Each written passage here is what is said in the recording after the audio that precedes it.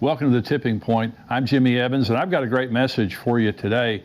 Before I bring the message, let me just tell you, I've got some places that I'm going to be speaking. Let me just say real quickly, XO Conference. We have an XO Marriage Conference coming up February 11th and 12th, coming up real quick at Fellowship Church in Grapevine, Texas. My dear friend, Pastor Ed Young, his wife Lisa, wonderful people, wonderful pastors at the great church there, Fellowship Church. We're going to be there all day Friday on February 11th, 9:30 to 4.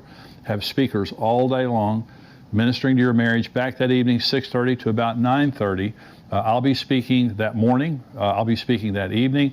Also, Saturday, the 12th, from 9 to noon, I'll be speaking again on Saturday morning. We have our top speakers coming in for this conference. This is one of our premier conferences. I'm also speaking that weekend at Fellowship Church at 9:30 and 11:15 on Sunday morning. I would love to have you be there. I'd love to have you come and be a part of that, and you will love Fellowship Church and you'll love the XO Conference. I'm also speaking there at Fellowship Church. This is on February the 16th and 17th, and I'll be speaking there. This is the Creative Church Conference, the C3 Conference 2022. And I'll be speaking on February 17th at 9 a.m., but the whole conference is going to be terrific. Just go on their website there and you'll be able to see, Fellowship Church website, you'll be able to see the conference and sign up for it. We also have our XO Houston Conference coming up February 18th and 19th, and I'll tell you more about that next week, but that's coming up at Grace Church Houston. Pastors Garrett and Andrea Booth, wonderful people there. That's xomarriage.com/conferences, all day Friday till noon on Saturday, the same way. And so I'll also be doing an end time series with Pastor Ed Young at Fellowship Church. It's called When the Levee Breaks. And Pastor Ed will be speaking twice. I'll be speaking twice. I'm speaking on February 27th and March 13th. And if you haven't heard Pastor Ed Young, he's a phenomenal speaker. And he's going to be speaking on the end times, and I will also for that series. And you can go to fellowshipchurch.com to get more information. But we've got a lot of great things coming up. I hope that you'll be able to be a part of some of those events. Now, the message I have for today is called Overcoming Expectations for 2022 and beyond. When I say overcoming expectations, I mean setting our expectations to overcome the times that we're living in, okay? And this is critically important because of the severity of the times that we're living in. Depression and suicide and mental health problems are an epidemic, and we know that. And so young people are suffering probably more than any other group of people. And one of the reasons for this is because this is the most prophesied about period of time in human history. You know, about a third of the Bible's prophecy. Most of it relates to the times that we live in because it is going to be the worst period of time in human history.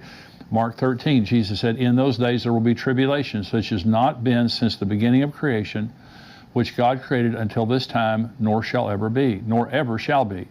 And unless the Lord had shortened those days, no flesh would be saved. But for the elect's sake, whom he chose, he shortened the days." And that's talking about the tribulation period of time when about 3/4 of the earth's population dies. And Jesus said they'd all died if God hadn't shortened the days. So this is going to be the most severe time in human history. Now, as believers, we're going up in the rapture. We're not going to be here for the tribulation. But listen to what Jesus said in Luke chapter 21. "There will be signs in the sun, moon, and the stars, and on the earth distress of nations with perplexity, the sea and the waves roaring. Men's hearts failing them from fear and the expectation of those things which are coming on the earth, for the powers of the heavens will be shaken." Powers of the heavens will be shaken. That's talking about demonic powers. There's going to be a demonic war that's going on. But Jesus said, men's hearts failing them from fear. The word is phobos in the Greek. It means terror. It means fear. It means terror. It says literally men's hearts failing them. And this is what we're seeing. We're seeing the depression, the mental health problems, the demonic attacks. This is a time that we need to be in Jesus, that we need to have the full armor of God on. I want you to know that Jesus gave us all authority over the power of the devil, that we can overcome him at any point in time, but we have to be equipped. We have to know the battle that we're fighting and understand this isn't just an issue of the world and the nations and the weather and those things. It's an issue of demonic powers being shaken. There's a demonic battle that's going on. And so the way that we think in these days is critically important. Let me say it this way. Wrong expectations in these days can be fatal. Jesus said, men's hearts failing them from fear and the expectation of the things that are coming in the world. But see, the beauty of Bible prophecy is it tells us what's about to happen. So it's encouraging. When you hear Bible prophecy properly taught, it's going to encourage you. It's going to leave you encouraged. Now, we're all sobered by the days that we're living in, but the times that we're living in are contextualized by end times prophecy. And Jesus said, when you see these things begin to happen, hey, look up. Lift up your head, your redemption draws near. So we're not getting depressed because of the end times. We're getting encouraged because the signs of the times that we're looking at, they show us some very, very specific things. So here's the twofold importance of end time prophecy in our day. And the first is prophecy protects our expectations from fear and doomsday predictions. There's doomsday people out there right and left telling us that COVID, the worst of COVID is coming. I read in the news this morning, there's a new strain of SARS virus that's supposed to be more contagious and more deadly and all that kind of stuff. I just got over the Omicron version of COVID, and it wasn't that bad. But they were saying when it was in Africa on its way to America, this was going to, wipe everybody out, and it's the worst thing ever happened, all that stuff. So if you listen to the doomsdayers, you're just going to get depressed. It can be overwhelming. I mean, it can literally be overwhelming. People are committing suicide because of the expectation of the things that are coming, and they're just overwhelmed with COVID. They're overwhelmed with the economy. They're overwhelmed with the things that are happening in the world, the violence, all the wars and rumors of war that are going on.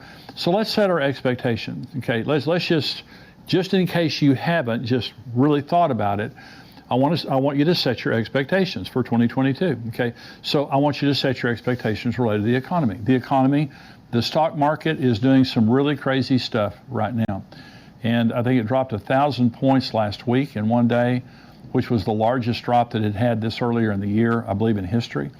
And so here's what Jesus said about the economy. Again, this is so comforting that Jesus told us these things, as it was in the days of Noah. So it will be also in the days of the Son of Man. They ate, they drank, they married wives, they were given in marriage, until the day that Noah entered the ark and the flood came and destroyed them all. Likewise, also as it was in the days of Lot. They ate, they drank, they bought, they sold, they planted, they built. But on the day that Lot went out of Sodom and Gomorrah, it rained fire and brimstone from heaven to destroy them all. Even so will it be in the day when the Son of Man is revealed. Now, this can't be at the end of the tribulation, okay? Because the earth is a smoldering ruin. 3/4 of the earth's population is dead. No one's buying, no one's selling, no one's marrying, no one's planning a building. It's the end of the world. And so this is a time when Jesus is revealed to the church. This is a period of time when the rapture happens and it's business as usual. There is an economy. So will there be ups and downs in the economy? Yes, but I'm just saying, all the financial doomsdayers and stuff out there, don't listen to them. Jesus Christ told you there's going to be buying and selling. There's going to be an economy. There's going to be planning and building and marrying, giving in marriage. And so those things relate to hope. There's hope for the future. You think there's going to be a future. In other words, in the days of Noah, they thought Noah was a nut and the world would never end. In the days of Lot, they thought that Lot was a nut and that the world would never end. But there was an end. And that God came and took the righteous out, and then he judged the unrighteous. Now listen, for the unrighteous, there won't be an economy. For part of the tribulation, there's going to be an economy. We know the Antichrist is going to rule the world through the mark of the beast and all that kind of stuff. That's during the tribulation. We're not here. But I'm saying, as a Christian, you just need to understand the world is not going to end. There's not going to be the bottom drop out of the economy. The way that many people say there will be. There will be an economy. There may be some bumps and bruises, ups and downs, but there's going to be an economy. The other thing is the tribulation. People telling us we're going to go through the tribulation. This is Jesus, Matthew 24. As it was in the days of Noah so also will be the coming of the Son of Man. For as in the days of Noah before the flood, they were eating and drinking, marrying and giving in marriage until the day that Noah entered the ark, and did not know until the flood came and took them all away. So also will the coming of the Son of Man be. Then 2 men will be in the field. One will be taken, the other left. 2 women will be grinding at the mill. One will be taken, the other left. Watch therefore, for you do not know what hour your Lord is coming. And he's saying there that there's going to be, like the days of Noah before the flood. And in that day, 2 men will be standing in the field, one taken. one left. That's the rapture. That's the selective rapture. This is 1 Thessalonians chapter 1. They themselves declare concerning us what manner of entry we had to you, and how you turned to God from idols to serve the living and true God, and to wait for his Son from heaven, whom he raised from the dead, even Jesus, who delivers us from the wrath to come. So we know that there's going to be an economy, and we know that we're not going through the tribulation. So set your expectation. That's why Jesus said, when you see these things begin to happen, hey, it's all good. Your redemption is drawing near. Here's another thing that we need to set our intentions on, our expectations on. It's the unknown, the future and the unknown. There are many things in my life I just don't know. What's going to happen tomorrow? What's going to happen 6 months from now? I just don't know. I know that Jesus is coming. I know there's going to be an economy. I know I'm not going to go through the tribulation. But here's what Jesus said in Matthew 28. Jesus came and spoke to them, saying, all authority has been given to me in heaven and on earth. Go, therefore, and make disciples of all the nations, baptizing them in the name of the Father and of the Son and the Holy Spirit, teaching them to observe all things that I have commanded you. And lo, I am with you always, even to the end of the age. Okay, so Jesus is talking about the end here, and he's saying, I've given you authority, I'm giving you a mission, the Great Commission, to go out and make disciples of all the nations, and I will be with you always, even to the end of the age. Okay, and so I may have told this story before, but I'll tell it again. It was about a trip that Karen and I took. I think it was our 35th anniversary, and I had a bad year. I just had a hard year. And I was just kind of waiting for the next shoe to drop. I felt like, all these bad things had been happening. I was just kind of waiting for the next bad thing to happen. And Karen and I were on the plane, and on the airplane, headed to Hawaii for our anniversary. And Karen reached over and patted me on the hand and said, are you okay? And I said, no, I'm not okay. I said, I just feel like the next shoe's about to drop. I just feel like something else bad's about to happen. And she was real comforting. And I sat there, kind of looking out the window, and I heard the Lord say this to me. Fear is expecting the devil to move. Faith is expecting God to move. And I think some of you need to hear that word today, is that you get so beat up that you're conditioned that something bad is going to happen, and you actually are expecting something bad to happen. That's the way I was. And the Lord, he completely changed the next year and that trip. That would have been a terrible trip if that wouldn't have happened. But the Lord just told me, Jimmy, fear is expecting something bad to happen. Fear is focusing on the devil. But faith is focusing on God. And what God said to me is, expect me to move. Stop waiting for the devil to move. Expect me to move. Focusing on God. See, I am with you always. He's talking to you. He's talking to you personally. I am with you always, even to the end of the age. See, I don't know what's going to happen tomorrow, but I know God's going to be with me. I don't know all the answers to the unknowns. And the devil will come and try to stir up something and say something bad's going to happen, and this person's going to do this to you, and you're going to lose your money, and you're going to lose your job, and this and this and this. That's just the devil. God is going to be with us. Here's what David said in Psalm 23. Yea, though I walk through the valley of the shadow of death, I will fear no evil, for you're with me. Your rod and your staff, they comfort me. This isn't the valley of the shadow of a hangnail or a headache. This is the valley of the shadow of death. And David said, I'm not going to have any fear. You're with me. Okay? Psalm 16. I have set the Lord always before me. Because he is at my right hand, I shall not be moved. I have set the Lord always before me. What that means is everything I see through a God filter. If I see a giant over here, I put God between that giant and me, and I remind myself that God is here.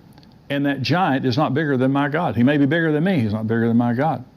Okay, and so fear is reality minus God. It just means I see the giant, I just don't see God. Faith is reality plus God. So when the 12 spies went into the promised land, 10 came back and gave a bad report. And they said, those giants in the promised land are so incredibly big that we're like grasshoppers compared to them. Okay. Joshua and Caleb came out and they said, those people will be our prey. God has removed their protection from them. Here's the difference. The 10 spies looked at the giants and compared the giants to themselves. Never saw God. Joshua and Caleb went in and compared the giants to God. And see, I heard someone say this one time, stop telling God how big your mountains are and start telling your mountains how big your God is. It's just all perspective. This is what I'm saying. Set your expectations for 2022, and I'm saying God is going to be with us. There's going to be an economy. We're not going through the tribulation. Regardless of what anybody says to you, good things are going to happen to us. We are not like everyone else. We have a God, and He is a faithful Father. He is a faithful Lord. He promised us, I will be with you always, even to the end of the age.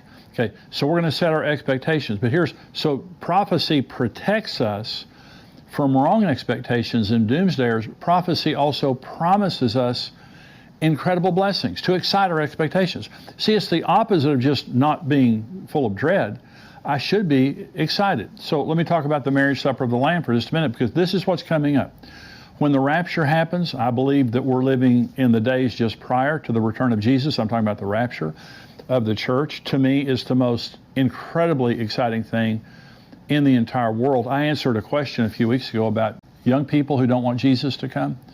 My twin granddaughters and my 14-year-old granddaughter, at Christmas we had a conversation, and they all love Jesus. They believe in end times, and they said, we wouldn't mind Jesus waiting, for a while, and so we can get married, so we can graduate, so we can have babies. And I think that's completely understandable. I really do. I think I'd be exactly the same way. But I can tell you this, when Jesus comes, we're going to enter into a marriage supper of the Lamb that is the most exquisite event in the universe. And we're going to be there for 7 years, and we're going to see Jesus face to face. And we're going to be in His Father's house, which is the most incredible building described in Revelation 22 and 21 and 22. We're going to be with Jesus for all of eternity. And I can tell you this, no one who sees Jesus' face, and no one at that wedding will ever look back to this earth in regret or wanting to go back. Remember Jesus said, remember Lot's wife? When He was talking about the end in Luke 21, He said, remember Lot's wife? Lot's wife fell in love with the world, and her focus was on the world. And the angels came to get Lot and his family out, but she loved the world more than she loved God. And she loved the world more than she loved righteousness. And she turned into a pillar of salt. And Jesus said, remember that woman. This is not our home. This is not part of the reason that we get so upset sometimes thinking about the end is, well, I just got my I just retired. Well, I just had a baby. Well, I just got my degree. Well, I just got this job that I want. We don't live this is not our home. It can never be our home. I mean, even if Jesus doesn't return, we're going to die. I mean, mortality rate's 100%. Everybody's going to die if Jesus tarries. This is just a very temporary place for us. That's our home. And it's incredible. What Jesus describes is incredible. This is John 14, where Jesus is talking to the disciples about marrying them and us. He says, let not your heart be troubled. You believe in God, believe also in me. In my Father's house are many mansions. If it were not so, I would have told you. I go to prepare a place for you. And if I go to prepare a place for you, I will come again and receive you to myself, that where I am, there you may be also. And where I go, you know, and the way you know. Thomas said to him, Lord, we do not know where you are going, and how can we know the way? Jesus said to him, I am the way, the truth, and the life. No one comes to the Father but through me. Now, to the Western mind, when Jesus is talking about in my Father's house are many mansions, to the Western mind, that's just, well, what are you talking about? But to the Jewish mind, they knew exactly what he was talking about. The disciples knew exactly. He's explaining a wedding. And so Jesus said, in my Father's house are many mansions. I go to prepare a place for you. See, in a Jewish wedding, the groom left his father's house with a bride price. And he came to the bride's house and he paid the price for the bride to her parents. And he sat down with a glass of wine with the bride and her parents. They had a glass of wine. This is when they were legally betrothed. They didn't consummate it for about a year, but they were legally betrothed at that point. And the groom would say to the bride, I won't drink of this glass again, this cup again, until I drink it with you in my Father's house. That's what Jesus said to the disciples at the Last Supper. Then the groom went back to his father's house and built a huppah, a place for his bride. And his father had to inspect it. It was typically about a year later. And his father would say, the groom would say, Father, is it time? And the father would say, it's not time. Father, is it time? It's not time. Then he would finally say, Father, is it time? The father would say, it's time. Go get your bride. So the groom and his party would come down the street, typically around midnight, blowing trumpets and yelling, the voice of an archangel, the trumpet of God, is what 1 Thessalonians 4 says. And they would come down the street. The bride wore her wedding gown to bed. The attendants of the bride wore their wedding clothes to bed. She had to be ready immediately. Okay, this is why Jesus said, watch therefore. You don't know what hour he's coming. So she had to be ready. So when he came down the street yelling and everything, she had to get up and get herself ready in just a matter of minutes. And then he took her back to the Father's house. Okay. Now, by the way, the bride's price that Jesus paid for us was his life. And he told the disciples, I'm going to my Father's house to prepare a place for you. And I'm going to go and I'm going to return. This is the promise of Jesus, that he's going to return. And he said, I'm going to return and I'm going to take you to myself. I'm going to receive you to myself. That's a very important word. That where I am, you may be also. Listen, Jesus said, 2 men taken. In that day, there will be 2 men standing in a field, one taken, one left. Then John 14 he says, I'm going to receive you to myself. That's the word paralambano. In both cases, the word taken is the word paralambano. The word receive in John 14 is paralambano. This is receiving us unto himself to be married to him for all of eternity. And I'm saying to you that is the bride. We are the bride of Jesus Christ. That's who you really are. You're not a plumber. You're not a stay-at-home mom. You're not a truck driver. You're not a student. That's not who you really are.